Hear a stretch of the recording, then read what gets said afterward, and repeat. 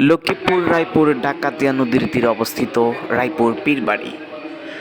এ বাড়িটির বয়স প্রায় ২৫০ বছর।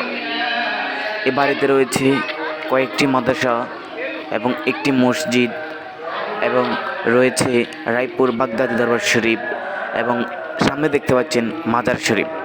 মাজার শরীফে আছে প্রায় কয়েক বছর আগে মাজার শরীফটি।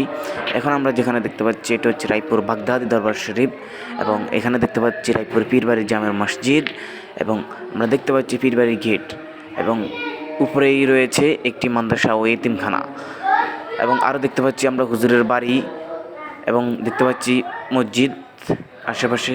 তারপরে এখন এটা রয়েছে হযরত মাওলানা হেলালুদ্দিন সাহেব রহমাতুল্লাহ মাজার শরীফ এবং যে বড়ি গাছটি দেখতে পাচ্ছেন এই বড়ি গাছ হচ্ছে ১৫০ বছরের বড়ি গাছ। এবং এরকম আপডেট পেতে আমাদের সঙ্গে থাকুন। ইসলাম পরিবার চ্যানেলটিকে সাবস্ক্রাইব করে রাখুন। আমি মোহাম্মদ শাওলানা সব সময় দেব।